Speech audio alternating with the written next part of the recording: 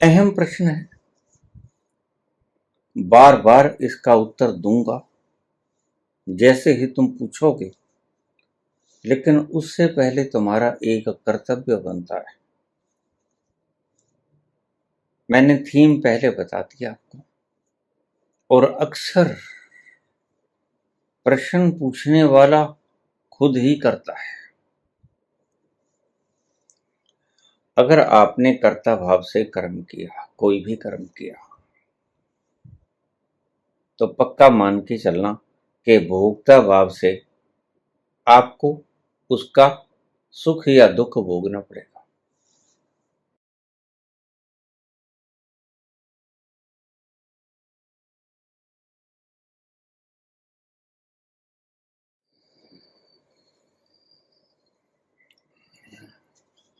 बाबा जी प्रणाम।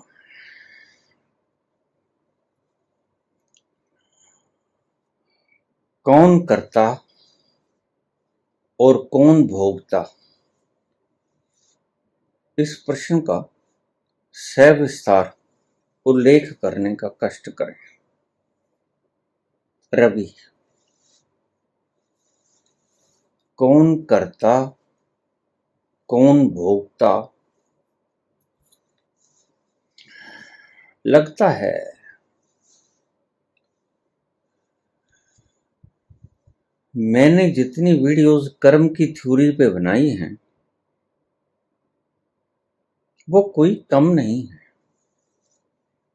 लेकिन फिर भी यह इतना गहन मैटर है कि इसके ऊपर जितना बोला जाए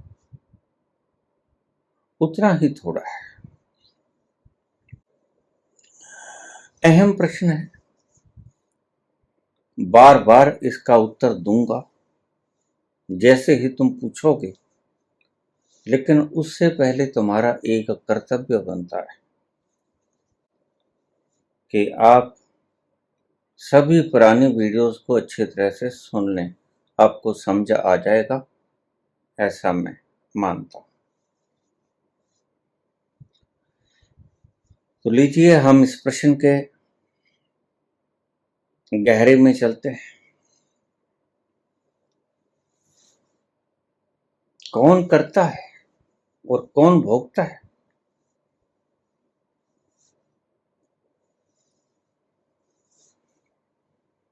जो करता है वो ही भोगता है। सीधा सा सिंपल सा जवाब। जो करता है वही भोगता है। और इस बात का ध्यान रखना, अक्सर ही दुनिया संतों के इस वचन पर भ्रमित हो जाती है। क्यों? क्योंकि जो सत्य बोलते हैं संत, उसको तुम मान लेते हो एक यूनिवर्सल ट्रूथ की तरह। थोड़ा सा ध्यान से सुनिएगा तो समझ आ जाएगा। जो करता है वही भोगता है। मैंने थीम पहले बता दिया आपको। और अक्सर प्रश्न पूछने वाला खुद ही करता है। प्रश्नों से मैं पहचान जाता हूं कि व्यक्ति किस तल पर बैठकर प्रश्न पूछता है।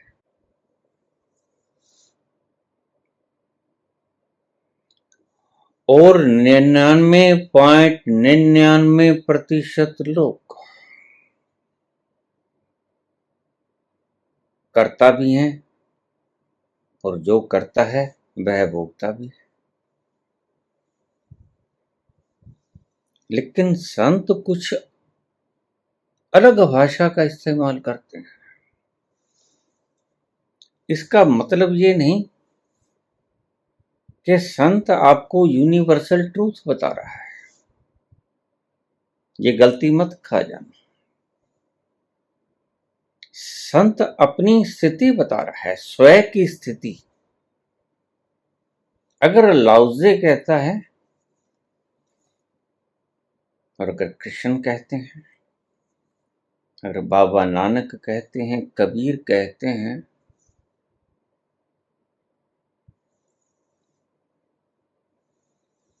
कि जो करता है ईश्वर करता है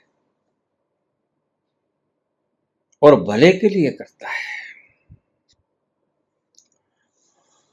तो यह बात एक सार्वभौमिक सत्य नहीं है, क्योंकि यह आपके लिए सत्य नहीं है, यह बाबा नानक के लिए सत्य है, लाओसे के लिए सत्य है। जो करता है वो भोगता है। और लाओसे कहते हैं कि वह जो करता है अच्छा करता है और भले के लिए करता है। ये दोनों बातें आपको विपरीत लगेंगी, लेकिन विपरीत हैं नहीं।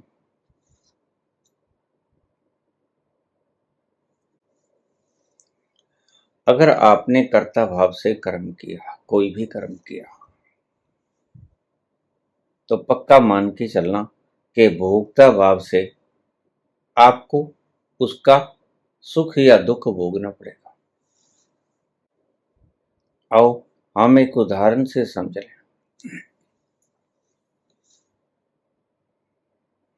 एक महादानी व्यक्ति दान करता है।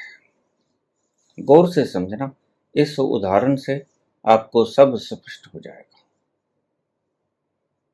एक दानी व्यक्ति दान करता है। वह जो दान करता है, अब उसके दो तरीके हो सकते हैं, दो तल हो सकते हैं।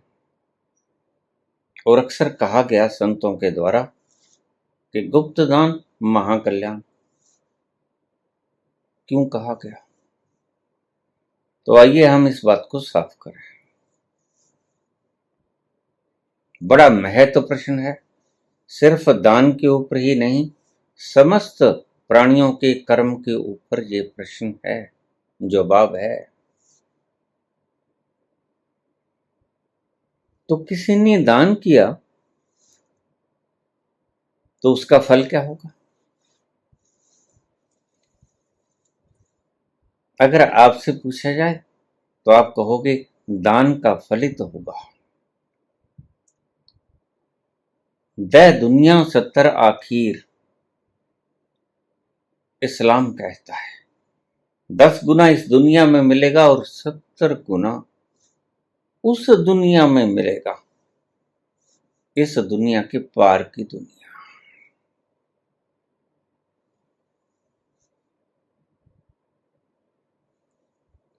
ये हो गया जो कर्ता भाव से दान किया गया है,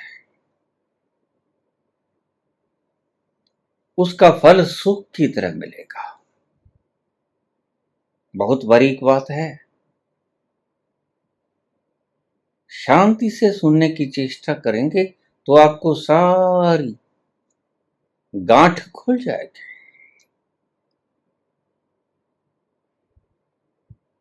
कर्ता भाव से दान किया तो उसका फल आएगा सुख, और अगर निष्काम भाव से दान किया तो उसका फल सुख नहीं आएगा। तो क्या आएगा? उसका फल आएगा आनंद, मुक्ति। तो लोग बड़े समझदार थे संत, जिन्होंने कहा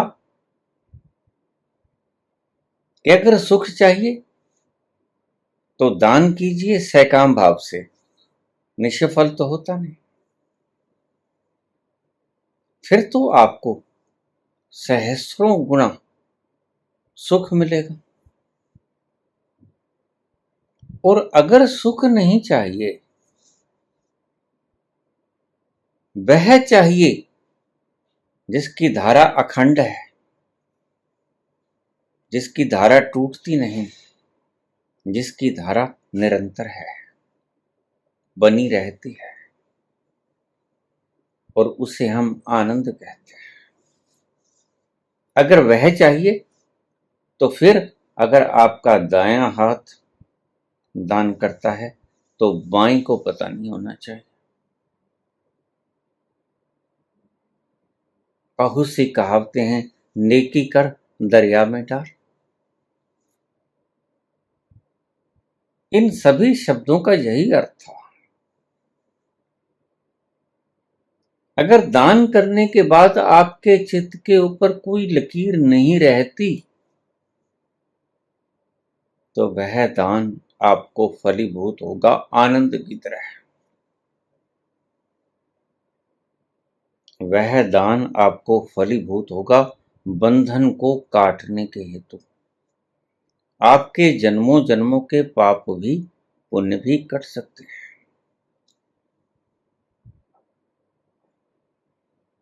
पाप भी बांधता है, पुण्य भी बांधता है। और अगर आप सकाम भाव से दान करोगे तो आप भोगोगे भी,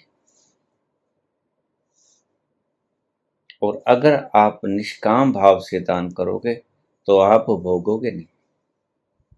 बड़े मजे की बात है। तो फिर हमें फायदा क्या हुआ? फायदा हुआ कि तुम भोगोगे नहीं, तुम उस आनंद के सागर में लीन हो जाओगे जिसकी कोई कीमत नहीं, जो किसी कीमत के द्वारा प्राप्त नहीं हो सकता, वह आपके निष्काम भाव ने कर दिया। तो दान दो तरह के अर्थ आपको दे सकता है। एक अर्थ तो सहस्रों गुणा फलीभूत होकर दे सकता है, लेकिन उसका परिणाम आएगा सुख। दान व्यर्थ तो होता नहीं। लेकिन दो धारू तलवार है। अगर आप उसका फल भोगना चाहते हो तो सकाम भाव से दान करना, आपको सहस्रों गुना उसका फल मिलेगा। हम अक्सर हमारे पास रोगी, किसी तरह के सताए हुए दुखी व्यक्ति आ जाते हैं। हम उन्हें सुजेस्ट करते हैं दान। क्यों?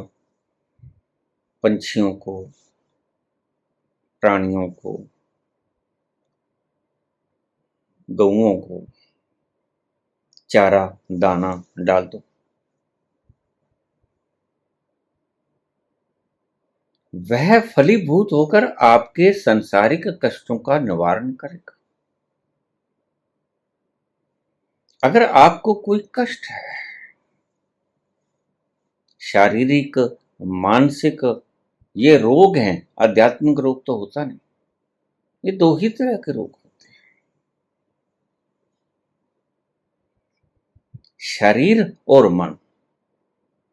अगर इसका कोई संताप है आपको तो उसका हल है दान। सकाम भाव से किया हुआ दान आपको दुखों से मुक्ति दिलाएगा। आप जो दुखी हो वो आपके दुख कट जाएंगे, कष्ट कट जाएंगे। और अगर आपके पास इतना है या आप संसारिक सुखों को नहीं चाहते तो फिर आप दान कीजिए निष्काम भाव से। और उस दान को देने के बाद आपके चित्त पर कोई रेखा नहीं खींचनी चाहिए। नहीं तो वो दान ना हुआ, वह व्यापार हुआ। व्यापार का अर्थ, हम इन्वेस्ट करते हैं किसी चीज में और वह इन्वेस्ट फलीभूत होकर हमारे पास आ जाता है। बस ऐसे ही आपने दान को भी फलीभूत करने के लिए इन्वेस्ट किया। मैंने पहले भी कहा, दान कभी व्यर्थ तो जाता नहीं। दो ही फल होते हैं। सकाम भाव से दान करोगे तो आपको सुख मिलेगा, और अगर निष्काम भाव से दान करोगे तो आपको आनंद मिलेगा, और आनंद आपकी बेड़ियों को काट देगा। आनंद आपको मुक्ति देगा, आपकी जंजीरों को काट देगा, या ऐसे कह लो कि आपकी जंजीरें कट जाएंगी और आपको आनंद मिल जाएगा। दोनों एक ही बातें हैं। सकाम भाव से जो काम करेगा वह करता, और करता है तो भोगता भी मिलेगा। जिसने कर्म किया उसने उस कर्म का फल भी चखा। तो every action there is an equal and opposite reaction. अगर कोई तकलीफ है तो सकाम भाव से दान कीजिए, और अगर सिर्फ तकलीफ बंधन की है, सुख तो बहुत है लेकिन एक कांटा भीतर सदा ही चुभता रहता है। वह कांटा क्या है तुम्हें खुद भी पता नहीं। वह बंधन, वह कांटा तुम्हारे हृदय में शूल बनकर सदा ही चुभता रहता है, और तुम्हें मालूम नहीं होता कि कमी तो कोई भी नहीं, सब है, लेकिन फिर भी ये क्या है जो चुभ रहा है। यह वो बेड़ियां हैं इल्यूजन की, भ्रम की, जो आपने जन्मों जन्मों से मैं भाव के कारण बना दी हैं, जो आपने कर्ता बन बनकर वो बेड़ियां पैदा कर ली हैं, और आज उसका संस्कार बन गया है, और वह संस्कारित हुआ कर्म आपको बेड़ियों में बांध लेता है।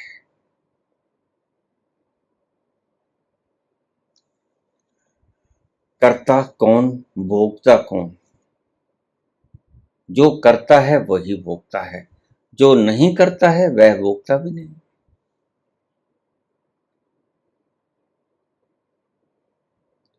ये आसान भाषा में मैंने सारी कर्म व्यवस्था का उत्तर दे दिया।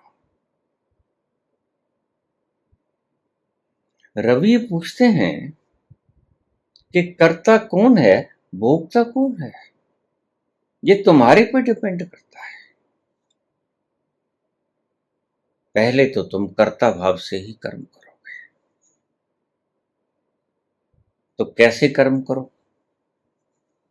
अशुभ कर्मों को त्याग दो, शुभ कर्म करो। पहली सीढ़ी शुभ कर्मों की है। शुभ कर्मों का फल आपको सुख मिलेगा, और सुख सुख से आनंद में तब्दील हो जाएगा अगर आपकी वो बेड़ियां टूट जाएंगी।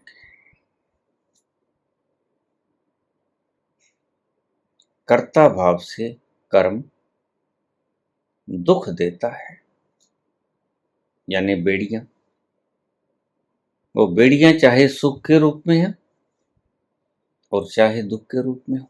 भगवान कृष्ण कहते हैं अच्छे कर्म सोने की बेड़ियां बांधते वो भी हैं, और बुरे कर्म लोहे की बेड़ियां हैं, बांधती वो भी है। अगर किसी को जेल हो जाती है और जेल की सलाखें लोहे की हैं, वह बंधा तो हुआ है लेकिन दुखी भी है लोहे की सलाखों के पीछे। लेकिन यही सलाखें अगर सोने की हों तो आपको क्या फर्क पड़ेगा? तुम बंधे तो हुए हो, चाहे जेल की दीवारें सोने की हों, चाहे जेल की दीवारें लोहे की हों, जरा भी तो फर्क नहीं, तुम्हारे बंधन में जरा भी फर्क नहीं। इसलिए जो कर्म तुम कर्ता भाव से करोगे उसका फल सुख आए या दुख आए दोनों बांधेंगे तुम्हें। शुभ कर्म भी तुम्हें बांधते हैं और अशुभ कर्म भी तुम्हें बांधते हैं। फिर बांधता कौन नहीं, कौन सा कर्म नहीं बांधता? निष्काम कर्म नहीं बांधता। सकाम कर्म बांधता है, वह शुभ हो या अशुभ हो। निष्काम कर्म नहीं बांधता। निष्काम कर्म तुम्हारी वेड़ियों को तोड़ देता है। निष्काम कर्म तुम्हें तुम्हारे संस्कारों से मुक्त करता है। लेकिन इसको कैसे करोगे? कैसे अभ्यास हो इसका? सबसे पहला, जिसे तुम बुरे कर्म कहते हो इनको छोड़ दो। बुरे कर्मों को तब्दील करो अच्छे कर्म में। अच्छे कर्म क्या है? वही जो महावीर ने कहा, पतंजलि ने कहा, सत्य, अहिंसा, अस्तेय, ब्रह्मचर्य, अपरिग्रह, शोच, संतोष, तप, स्वाध्याय, ईश्वर प्राणिधान। ये अच्छे कर्म।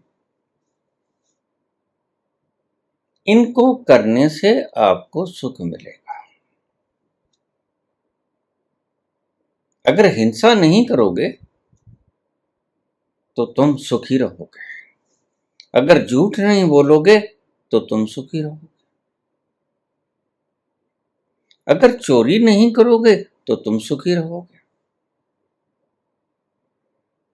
अगर ब्रह्मचर्य को स्खलित नहीं करोगे तो सुखी रहोगे। और अगर कुछ जोड़ोगे नहीं, अपने जीवन का सारा भार उसके ऊपर छोड़ दोगे। यहां लोग मैंने देखे कथावाचक, जिनकी बड़े बड़े अक्षरों में फीस लिखी होती है, सप्ताह की कथा करवानी है तो इतना लाख रुपया।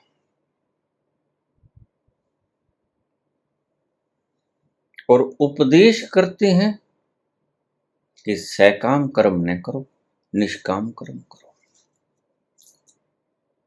सकाम कर्म तो ये खुद ही करते हैं। अगर निष्काम कर्म तुम करोगे तो कथावाचक कभी नहीं कहेगा मैं तो 50 लाख रुपए लूंगी, मैं तो 10 लाख लूंगी, 5 लाख नहीं। वो कहेगी मैं अपना कर्म कर दूंगी, मैं अपना कर्म कर दूंगा, आपको कथा सुना दूंगा। फिर वो आपकी इच्छा है। श्रद्धा पूर्वक आप मुझे कुछ दान कर दें जीवन यापन के लिए, या ना भी करें, कोई बात नहीं। वो होता है सही कथावाचक। अगर तुमने कुछ दे दिया तो उसे वो जीवन का सहारा बना लेगा, और अगर तुमने कुछ नहीं दिया तो उसका एक सहारा सदा से मौजूद है। वो सहारा कौन सा है? वो सहारा है परमात्मा का। तुम नहीं दोगे तो फिर परमात्मा बिखेरेगा उसके ऊपर। और जिसको पता है कि परमात्मा बिखेर देगा वह मांगेगा नहीं। तुम अपनी श्रद्धा से दे सकते हो, लेकिन अगर नहीं दोगे तो वह उस तत्व को जानता है जिस तत्व की कथा कहता है, और वह अच्छी तरह से जानता है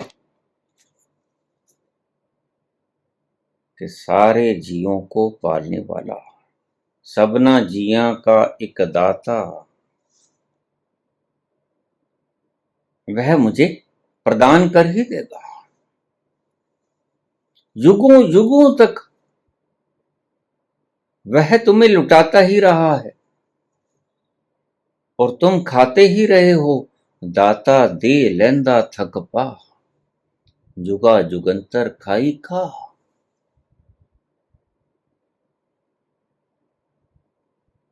तो जो सच्चा कथावाचक वो होता है जो पहले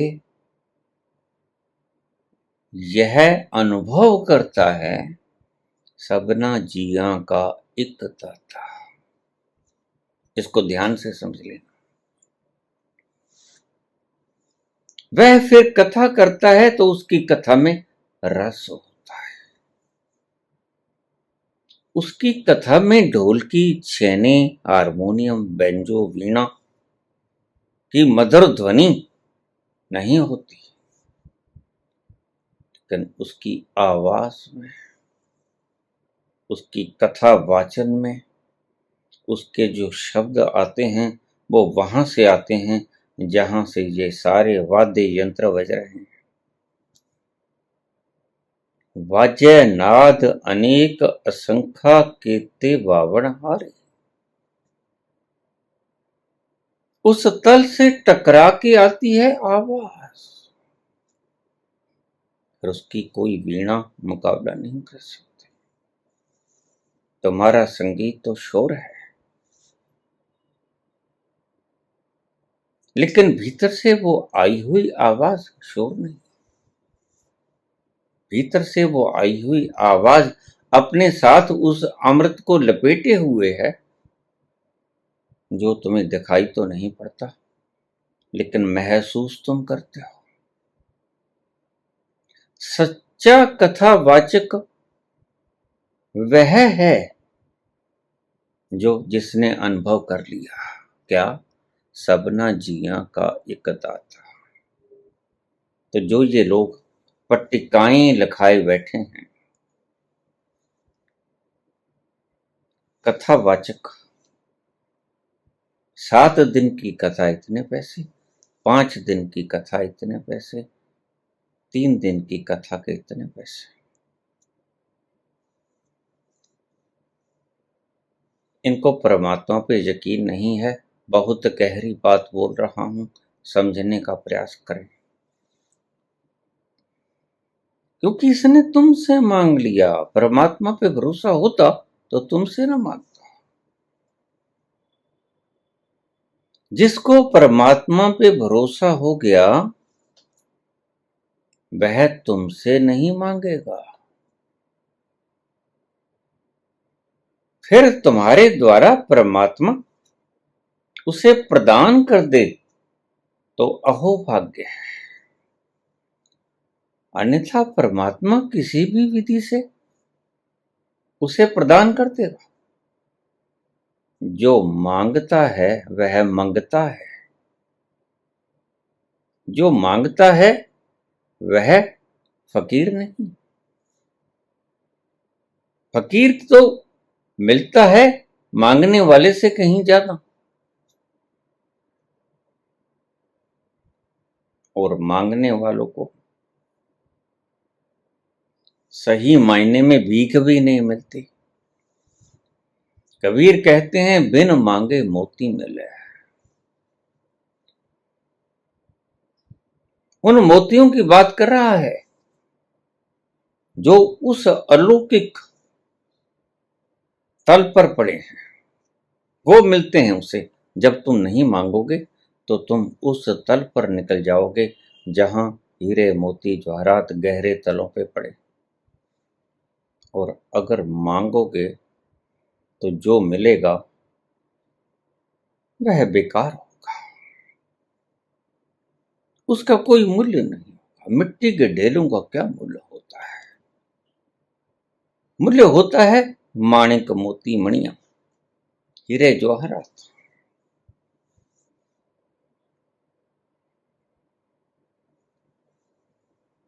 जो करता है वो ही भोगता है। जो करता ही नहीं वह भोगता भी नहीं। तो पूछा है, संत जब करता नहीं तो करता हुआ मालूम कैसे पड़ता है? बस यही है बात अर्थ की।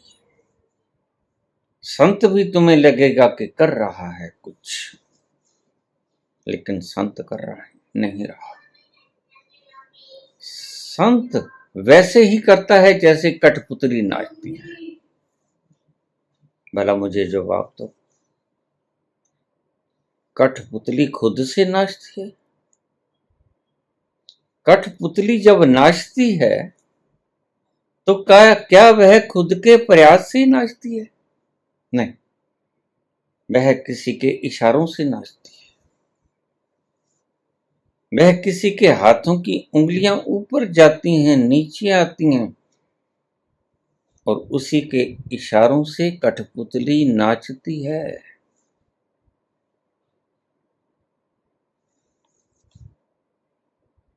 लेकिन तुम्हें दिखाई पड़ेगा कि संत करता है। नहीं, संत नहीं करता है, तुम्हें भ्रम है। संत उस कठपुतली की भांति है, उस पपेट की भांति है जिसको चलाने वाले धागे किसी विशाल अज्ञात के हाथ से बंधे। संत भी करता हुआ दिखाई पड़ेगा, संसारिक भी करता हुआ दिखाई पड़ेगा, लेकिन आप वेद नहीं कर सकोगे। क्यों? क्योंकि आपको दोनों ही करते हुए दिखाई पड़ेंगे, दोनों ही करता मालूम पड़ेंगे, लेकिन यही गलती हो गई तुमसे। संत करता हुआ दिखाई पड़ेगा, करेगा नहीं। संत के जीवन की डोर तुम तो सिर्फ गुनगुनाते हो, छोड़ी कहाँ है नैया? अपने जीवन की नैया तुमने छोड़ी कहाँ है? उस वृहद के हाथ में तुम सिर्फ भजन गुनगुना देते हो,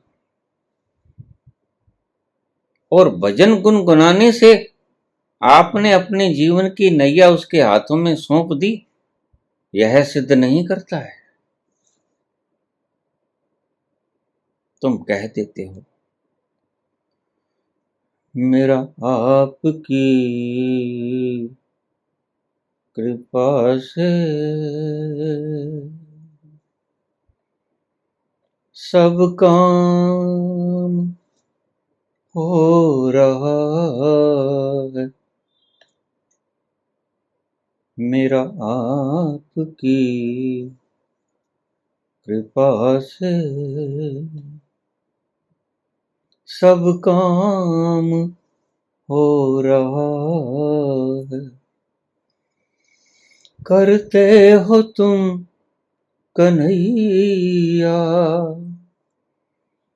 करते हो तुम कन्हैया, मेरा नाम हो रहा है, मेरा आपकी कृपा से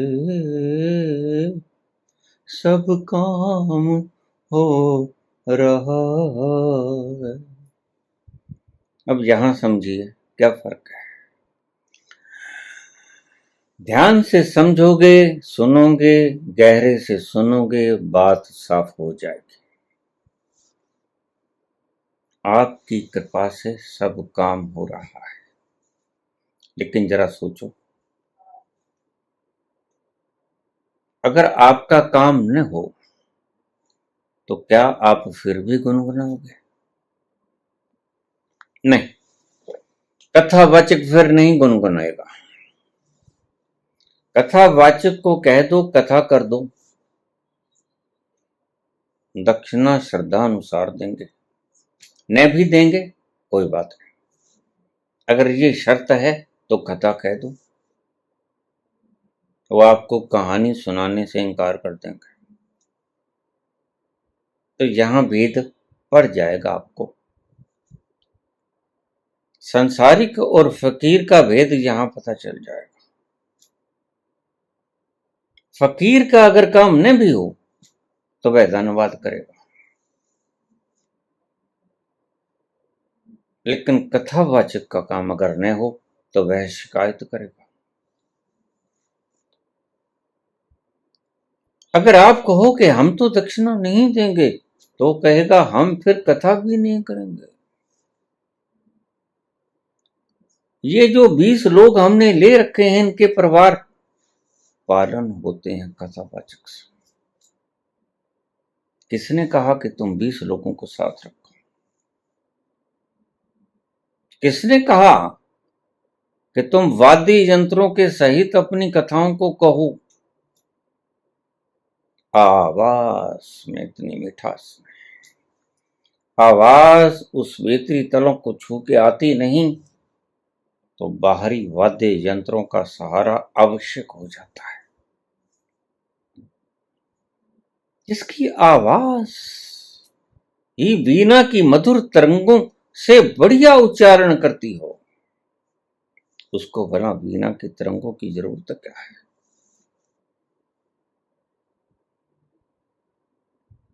तो ये 20 साथ में जो लंगोड़ तुमने ले रखे हैं, ये क्यों ले रखे? किसने कहा?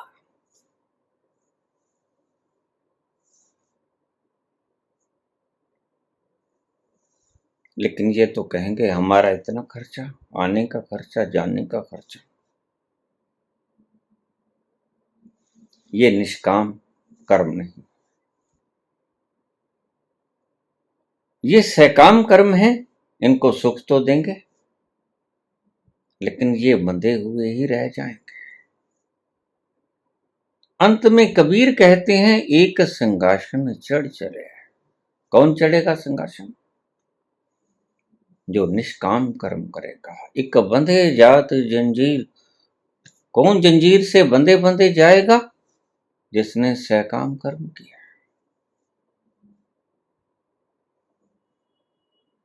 और कर्म निष्काम भी हो सकते हैं। तुम अपनी कथा कहो, लेकिन तुमने ऐसा प्रयोग किए ही नहीं। तुम जरा एक बार निष्काम कथा वाचन करके तो देखो। धन चाहे कम मिल जाए और धन चाहे न भी मिले, लेकिन वो दाता तुम्हें एक अमूल्य उपहार से अलंकृत कर देगा। वो अमूल्य उपहार क्या है? बंधन रहितता का।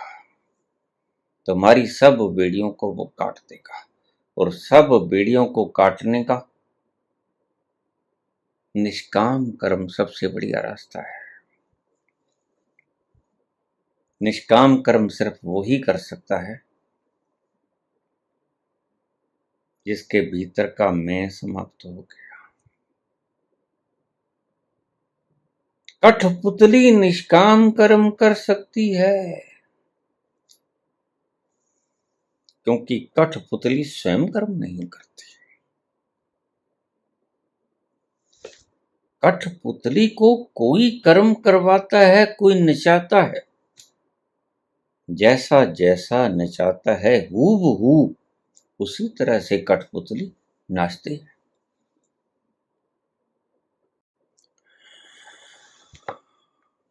तो जब ये कथावाचक लोग आपको ये मार्गदर्शक कहलाते हैं तुम्हारे समाज के, ये भजन गाना शुरू कर दें, मेरा आपकी कृपा से सब काम हो रहा है, तो उनको गिना देना कि आपकी कृपा से नहीं हो रहा है। यह उन 15, 20, 50 लाख से हो रहा है तुम्हारा काम, जो तुमने बाहर बोर्ड के ऊपर अपनी फीस लगा रखी है। उसको हटाओ। तो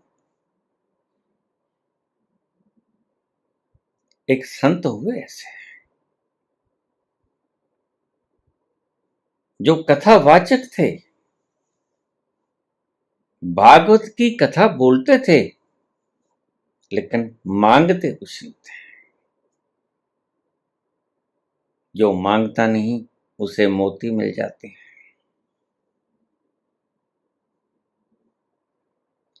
जो जिसने कथा करवाई अपने घर में, वो तुम्हें चाहे कुछ दे या ना दे, लेकिन एक इस सारे विश्व को चलाने वाली शक्ति है, वह तुम्हें कोई कमी नहीं होने देगी। वह तुम्हारे बंधनों को काट देगी, और बंधनों को काटने का कोई मूल्य नहीं होता। तुम करोड़ों अरबों खरबों के स्वामी हो सकते हो, लेकिन अगर तुम वो ही अरबों खरबों रुपए दे के किसी से कहो मेरे बंधन काट दे, नहीं काटेगा। बंधन के कट जाने की कोई मूल्य नहीं होती। बंधन काटती है उसकी कृपा, और उसकी कृपा बरसती कब है? जब तुम निष्काम भाव से, सच्चे निष्काम भाव से कर्म करते हो।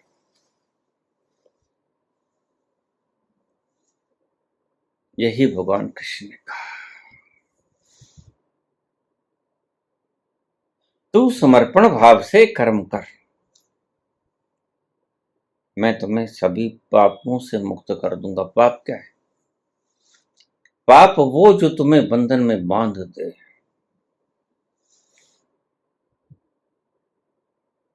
और बंधन में तुम तभी बंधोगे जब तुम सकाम कर्म करोगे।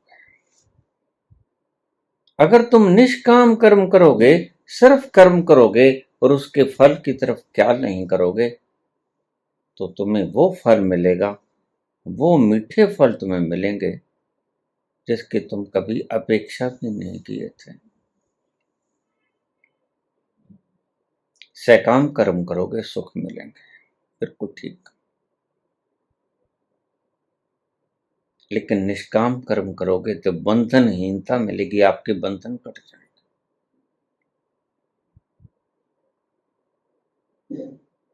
फिर आपको जिससे आप बिछुड़ के आए हो उससे मिलना हो जाएगा आपको। बाबा कहते हैं, कह नानक गुरु बंधन काटे, कह नानक गुरु बंधन काटे, बिछुरत आन मिलायो, बिछुरत आन मिलायो। जहां से बिछुड़ के आए थे उसको मिला देता है गुरु। तुम्हारे सारे बंधन हर लेता है। तुम बंधन में हो, इसलिए तुम उसमें मिल नहीं सकते जहां से बिछुड़ के आए थे, लेकिन गुरु ये काम कर देता है। गुरु जहां से तुम बिछुड़ के आए थे उसी में तुम्हें डुबकी लगा देता है। ये लो, ये तुम्हारा मुकाम है, और तुम परम आनंद में सदा सदा के लिए खो जाते हो। लेकिन सकाम कर्म करोगे तो फिर तुम्हें ये दशा कभी भी नसीब नहीं होगी। निष्काम कर्म एक कीमिया है,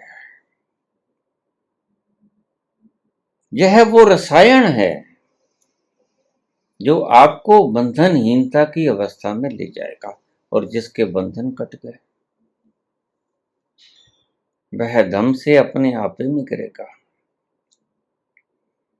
वह अपने स्वयं में गिर जाएगा, अप्रयास, बिना प्रयास के।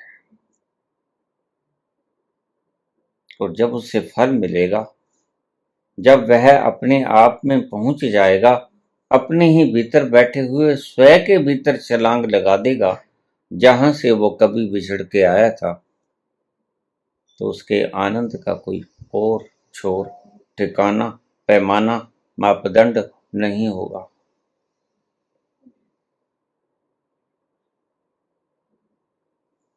करता कौन? भोगता कौन? कि मैंने पूर्ण उदाहरण से आपको व्याख्या दी। अक्सर धरती पे लोग, प्राणी, मनुष्य सकाम कर्म ही करते हैं और भोगते भी खुद ही हैं,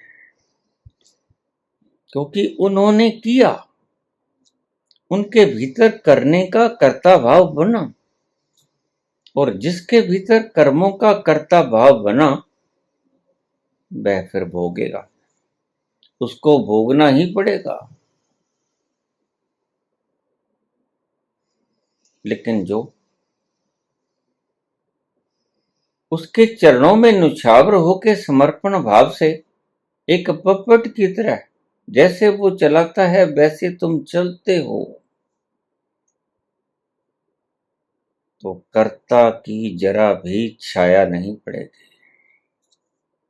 तुम करते हुए दिखोगे तो,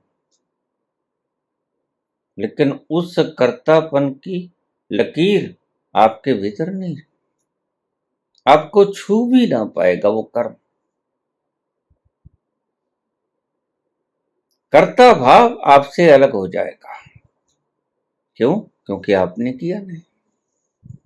जिसने किया, जिसने उस कठपुतली को नचाया, उसने किया, तो ईश्वर ही कर्ता हो जाता है उसके लिए। इसलिए भगवान कृष्ण बहुत गहरी बात कहते हैं। वो कहते हैं सभी कर्मों को छोड़ दे, सभी धर्मों को छोड़ दे, सर्वधर्मान् परित्यज्य मामेकं शरणं व्रज। तू मेरी शरण में आ जा। ऐसा नहीं कि तू अक्रमण्य हो जाएगा, फिर तू कर्म करने को त्याग देगा, नहीं। अब तू कर्ता भाव से कर्म करता है, अब जो करता है तू करता है, फिर जो करवाऊंगा मैं करवाऊंगा, लेकिन कर्म तो तू करता ही रहेगा। इसलिए भगवान कृष्ण ने कहा कोई भी प्राणी कर्म किए बिना तो एक पल भी नहीं रह सकता। लेकिन कर्म करता कैसे है? कर्म खुद की खुदी से करता है या परमात्मा की खुदी से करता है? जो खुद की खुदी से कर्म करेगा वह भोगेगा भी, उस कर्म के फल को भोगेगा भी।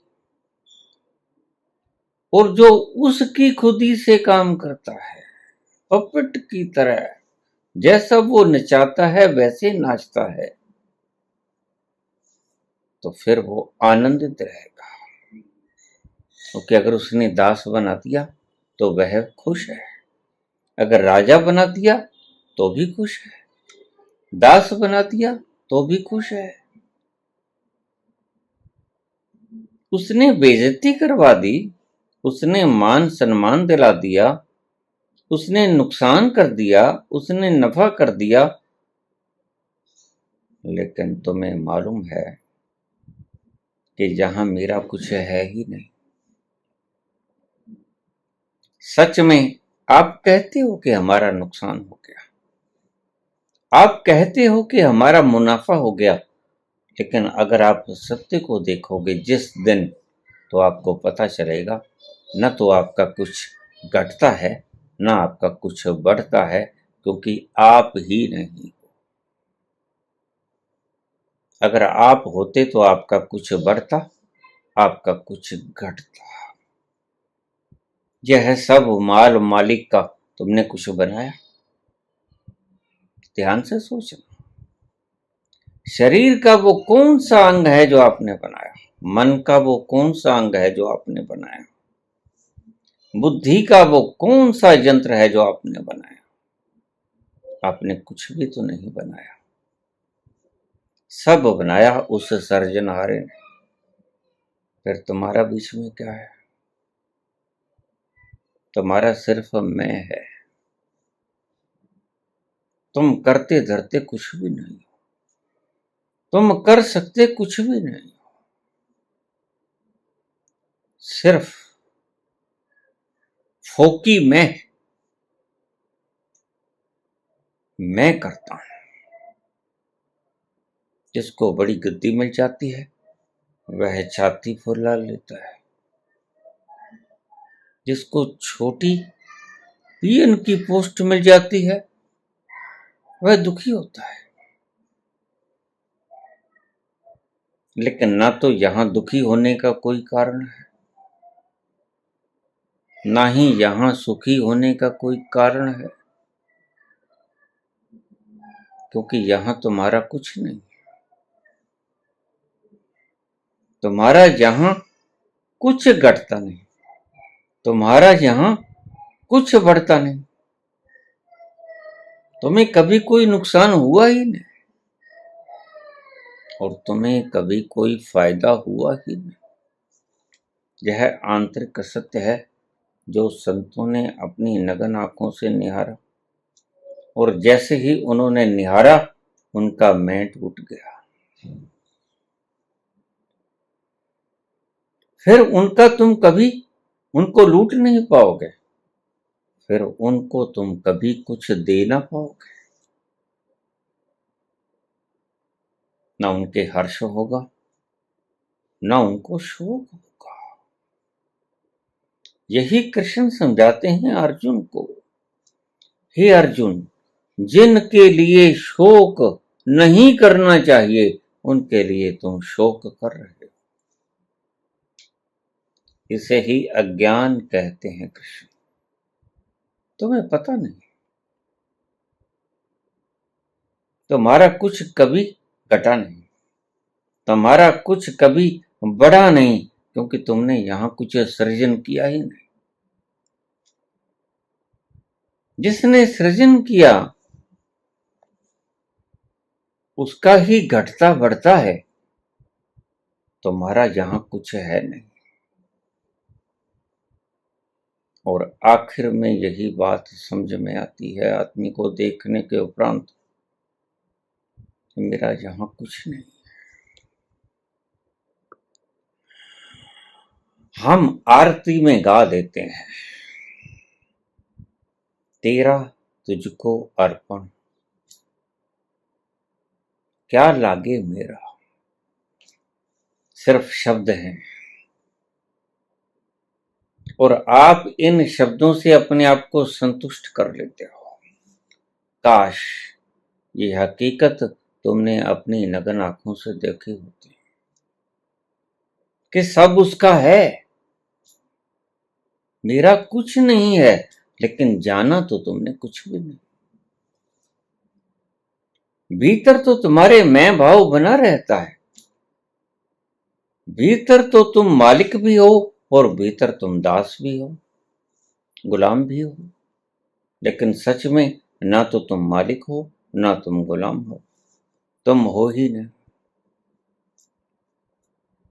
यही कृष्ण कहते हैं कि ये तुम्हारी फोकी अहंकार की बातें हैं,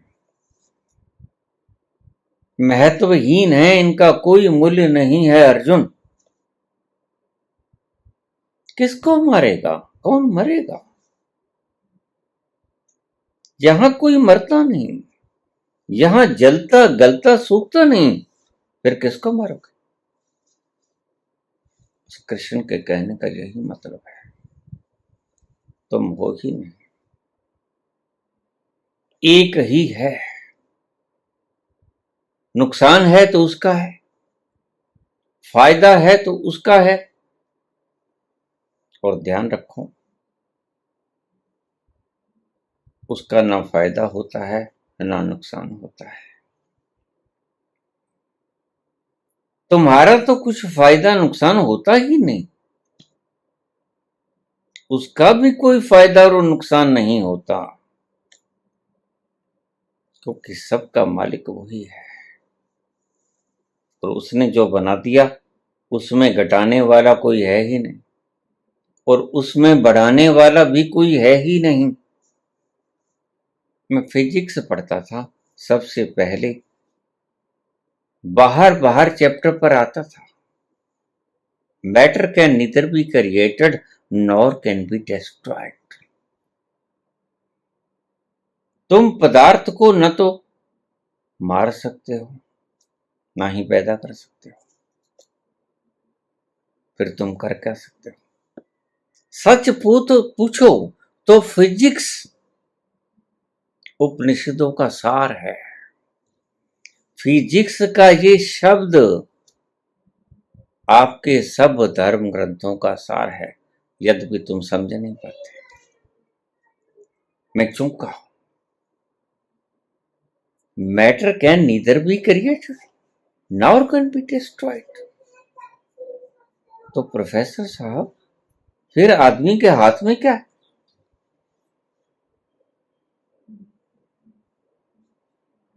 आदमी के हाथ में कुछ भी नहीं,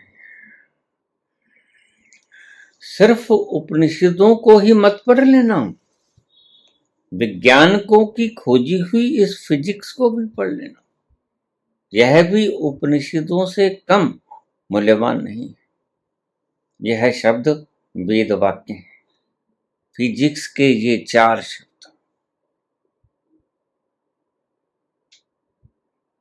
उपनिषदों का सार है, निचोड़ है। Matter can neither be created nor can be destroyed. तो फिर ये बनाया किसने? तुम तो बना ही नहीं सकते। ये विज्ञान कहता है और तुम समाप्त भी नहीं कर सकते, फिर तुम कर क्या सकते हो? एक अर्थ में वैज्ञानिकों ने विज्ञान को शुरू करने से पहले प्रारंभ में ही मस्तक नवा दिया कि हम कुछ नहीं कर सकते। हम उपजा तो सकते ही नहीं, हम समाप्त भी नहीं कर सकते, हम पावरलेस हैं, यानी हम हैं ही नहीं। वी कैन डू नथिंग, हम कुछ भी नहीं कर सकते। यही है सार। होगा तो फिर भी वही जो वो चाहेगा, लेकिन अगर आप कर्ता भाव से कर्म करोगे तो उसका भोक्ता होने का रिएक्शन आएगा। अगर आप कर्ता भाव से काम नहीं करोगे, उसकी रजा में काम करोगे, जो कि सत्य है, होता है वही जो मंजूरे खुदा होता है। कर्ता वही है। एक्शन और रिएक्शन उसके संसार में होता है, तुम उसके जिम्मेदार नहीं हो। तुम तो सिर्फ सेहरा सजा लेते हो कि मैं हूं तो मुमकिन है। नेपोलियन ने भी ये कहा था, impossible word is not found in my dictionary. असंभव शब्द मेरी डिक्शनरी में, शब्दकोश में है ही नहीं, लेकिन सब कुछ असंभव ही है। मृत्यु को कहां रोक पाया? संभव हो गई ना, मृत्यु को रोकना असंभव हो गया ना। और वो तो सारी जिंदगी भर चिल्लाता रहा कि मेरी डिक्शनरी में असंभव नाम का शब्द है ही नहीं, लेकिन अंत में वो मौत को रोक नहीं सका, असंभव हो गया। ऐसे बुद्धू और मूर्ख और मूढ़ और पागल लोग संसार में भरे पड़े।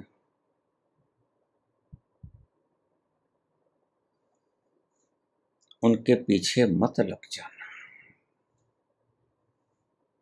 वो दंभ भरेंगे कि हम ज्ञानी हैं, वे भांति भांति के दंभ भरेंगे, लेकिन वो परम मूढ़ है। उन्हें पता नहीं कि सत्य क्या है। सत्य सिर्फ जानता है संत,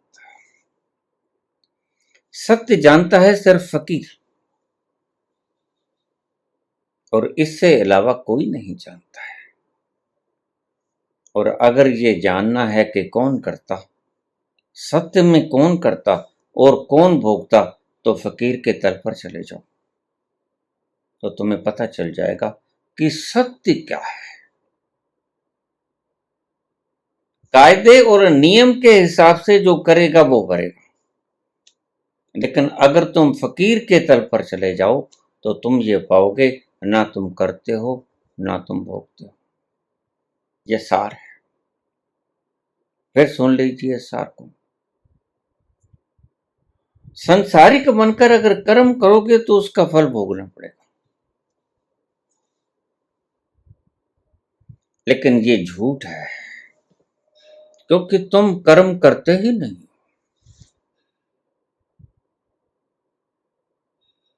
कर्म करता है वह जिसने सृजना की है, वही चला रहा है और तुम सिर्फ गा रहे हो।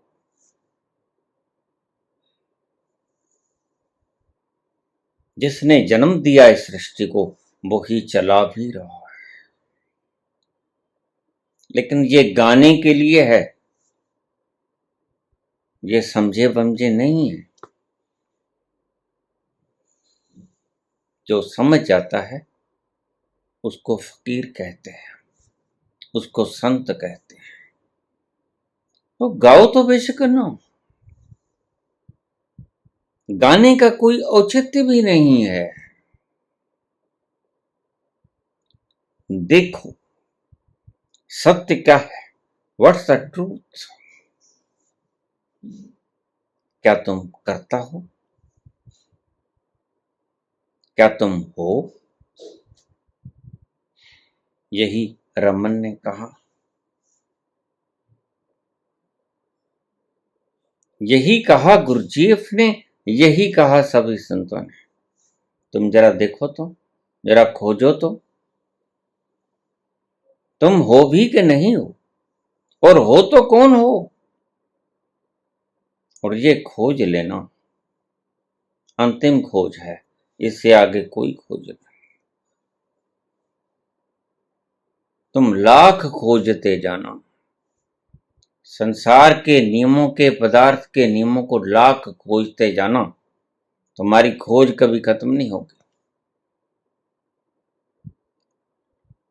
तुम्हारी खोज खत्म होगी जब तुमने खुद को खोजना शुरू कर दिया और तुम जान गए कि वास्तव में तुम हो कौन। उस दिन तुम्हारी खोज समाप्त हो जाएगी। बस तुम्हें वो मुकाम मिल गया जिसके न मिलने से तुम भटक रहे थे, जिसके न मिलने से तुम तड़प रहे थे बिरहा की अग्नि में। इसलिए कबीर कहते हैं जरा खोजो, डरो मत, कंपो मत। तुम्हारा घटने वाला मरने वाला यहां कुछ भी नहीं। जिन खोजा तन पाया, गहरे पानी बैठ, उतर जाओ उस समुद्र की अतल गहराइयों में। मैं वपुरा बूढ़ा रहा, डरो मत। गया किनारे बैठ, बस तुम ऐसे ही लोग। गंगा के किनारे बैठे बैठे राम राम जपते रहते, वाराणसी के घाट पर। अपने भीतर की गंगा में कभी उतरते नहीं। सब तीर्थ तुम कर लेते हो, बस एक तीर्थ तुम्हारा बाकी रह जाता है। सब हज तुम कर लेते हो, बस एक हज तुम्हारा बाकी रह जाता है। वो क्या हज है? बस अपने भीतर नहीं उतरते। वो तीर्थ नहीं नहाते, वो यात्रा अपने भीतर की नहीं करते। बाहर की यात्राएं चाहे तुम लाख बार कर लो, बाहर के तीर्थ चाहे तुम लाख बार चले जाओ, कुछ नहीं होने को है। ये नकली हैं, ये तुम्हारे बनाए हुए हैं। ईश्वर के बनाए हुए तीर्थों में प्रवेश करो, तीर्थों, ईश्वर के बनाए हुए तीर्थों में यात्रा करो, फिर तुम सत्य को एक दिन पा जाओगे। और जिसने सत्य को पाया उसने ये जाना कि मैं करता नहीं हूं, और मैं भोगता भी नहीं। ये दोनों ही बातें सत्य हैं, क्योंकि जो करता है वो भोगता है और मैं करता नहीं, मैं भोगता भी नहीं। जिसने कुछ बनाया इस संसार को वो ही करवा रहा है सब कुछ। इसलिए हमने कृष्ण की जीवनी को लीला कहा। भगवान राम के जीवनी को हमने लीला कहा, उसको हमने जीवन नहीं कहा, उसको हमने बायोग्राफी नहीं कही, हमने उसे कहा लीला। वो जानते हैं कि मैं करता नहीं, मैं भोगता भी नहीं हूं। और जिसने ये जान लिया वो परम प्रसन्न हो गया, भीतर के तल पर परम प्रसन्न हो गया, परम आनंदित हो गया। वो ड्रामा है उनके लिए, जैसे एक एक्टर अभिनेता पर्दे के ऊपर ड्रामा खेलता है, रोता है, प्रसन्न होता है, लड़ाई झगड़े करता है, लेकिन वो सत्य नहीं है, वो ड्रामा है। तुम भी सभी ड्रामा कर रहे हो, सत्य को तुम जानते नहीं और तुमने इस ड्रामे को ही जीवन समझ लिया है। यहीं तुम गलती खाए हो, इसीलिए तुम दुखी हो, इसीलिए तुम सुखी हो। अगर सुख और दुख के पार होना चाहते हो, उस आनंद में उतरना चाहते हो, तो नो दाय सेल्फ, अपने आप को जानो कि तुम कौन हो, तुम हो भी कि नहीं। और जिस दिन तुमने ये जान लिया कि तुम हो भी कि नहीं और हो तो कौन हो, उस दिन तुम उस अथाह के भीतर प्रवेश कर जाओगे। उस दिन तुम उस स्थिति प्रज्ञ अवस्था में हो जाओगे। उस दिन तुम कैवल्य की अवस्था में, निर्वाण की अवस्था में चले जाओगे। धन्यवाद।